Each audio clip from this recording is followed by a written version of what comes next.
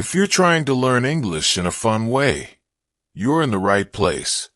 Stories help you connect the language to real feelings, memories, and images, so you remember more without memorizing. Like today's story, about someone who went to a famous castle in Scotland and saw something strange. Like really strange. If you're curious, hit like, subscribe, and let's get into it.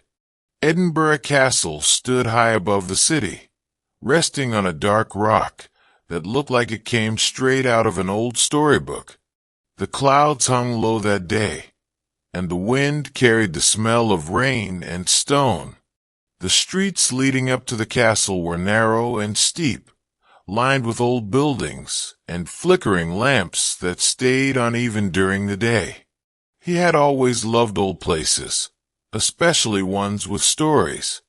And this one had centuries of kings, queens, battles, betrayals, and of course, ghost tales whispered through generations.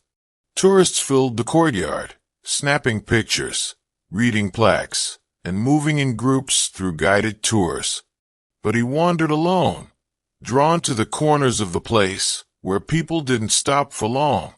He moved slowly through the halls, pausing at paintings and cracked stone floors. The further he went, the quieter it became. At one point, he found himself in a hallway made of dark stone. The air changed. It got colder. He glanced around. No one else in sight. He followed the hallway to a staircase that led downward. There was a small wooden sign nearby. Prison vaults. He remembered reading about them. The place where prisoners were kept during ancient wars. Some said it was haunted. Some said you could hear whispers if you stood still long enough. He hesitated, then walked down the steps. The light disappeared quickly. At the bottom, dim lamps lit a narrow path through the cold rooms. The stone walls were covered in scratches. Some looked like letters. Some just looked like desperate marks from hands long gone. He kept walking. The silence was loud. Even his footsteps sounded distant. Then, in one corner, something flickered. He turned sharply. A figure. It stood near the far wall, facing sideways. Pale. Still. Dressed in something long and old-fashioned. His breath stopped. The figure didn't move. But it was there. He froze. His brain tried to explain it. Maybe a statue. A trick of the light. A tour actor. But no sound. No movement. Just cold. He backed up slowly. Heart racing. 1 step. 2 steps. Then he blinked. Gone. The space where the figure had stood was empty now. Nothing there. Just shadows and stone. He stayed still, unsure what to feel. Scared. Excited. Confused. Eventually, he walked quickly back up the stairs. The light outside hit his face like a wave. Sounds returned. People. Birds. Distant laughter. Later, at a nearby cafe, he sat with a hot drink and tried to make sense of it.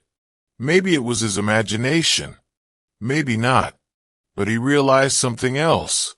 He had just lived through the most unusual part of his trip, and English had been with him the whole time.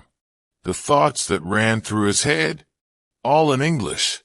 The signs he read, the museum plaques, the little warning near the stairs, all in English. Even when scared, his brain had reached for English words. Shadow, corner, figure gone. That's when he smiled. He hadn't just seen something unforgettable.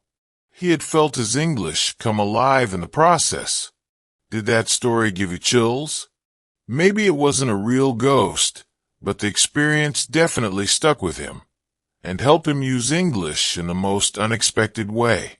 If you want more stories that feel like movies and teach you while you enjoy, Go ahead and like this video, subscribe for more every single day, and comment below.